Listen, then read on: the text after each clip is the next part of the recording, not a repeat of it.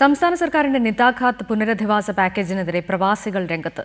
പലിശരഹിത പദ്ധതിയുടെ പേരിൽ സർക്കാർ കബളിപ്പിക്കുകയാണെന്ന ആരോപണമാണ് തിരിച്ചെത്തിയ ഒരു വിഭാഗം പ്രവാസികൾക്കുള്ളത്. മലപ്പുറത്ത് നോർക്ക റൂട്ട്സ് വിളിച്ചു ചേർത്ത നിതാഘാത് അദാലത്തിനെത്തിയവർ ഉദ്യോഗസ്ഥരോട് എതിർപ്പ് പ്രകടിപ്പിച്ചത് നേരിയ സംഘർഷത്തിന് കാരണമായി.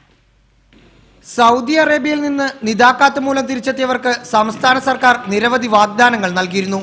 കാർഷിക, വ്യവസായ, കച്ചവട, സേവന, ഉൽപാദന മേഖലകളിൽ സംരംഭം ആരംഭിക്കുന്നതിന് ആൾജാമ്യത്തിന്മേൽ 2 ലക്ഷം രൂപ നൽകാമെന്നതായിരുന്നു പ്രധാന വാഗ്ദാനം. കനറ ബാങ്കിന് ട്രേഡിംഗ്, അതായത് ചെറുകിട വ്യാപാരം എന്ന മേഖലയിൽ 2 ലക്ഷം വരെ ലോണിന് ഒരു ഗ്യാരണ്ടി ആവശ്യമുള്ളൂ, വ്യക്തി ഗ്യാരണ്ടി, അല്ലാതെ ഭൂമി കൊടുക്കണമെന്ന് പറയുന്നില്ല.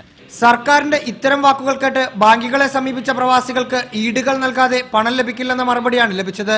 ഒപ്പം പലിശ നിരക്ക് വളരെ ഉയർന്നതാണെന്നും വ്യക്തമായി. ഇത്തരം ലോണുകൾ കിട്ടുന്നവർക്ക് ഗൾഫിലേക്ക് തിരികെ പോകാനാവില്ലെന്ന കർശന നിർദ്ദേശവും സർക്കാർ നൽകിയിട്ടുണ്ട്. ലോൺ എടുത്ത പണം കൃത്യമായി അടച്ചു തീർത്താൽ 18% സബ്സിഡി ലഭിക്കുമെന്നത് മാത്രമാണ് പ്രവാസികൾക്ക് ഈ പാക്കേജിലൂടെ ലഭിക്കുന്ന ഏക ആശ്വാസം. റിപ്പോർട്ടർ, മലപ്പുറം.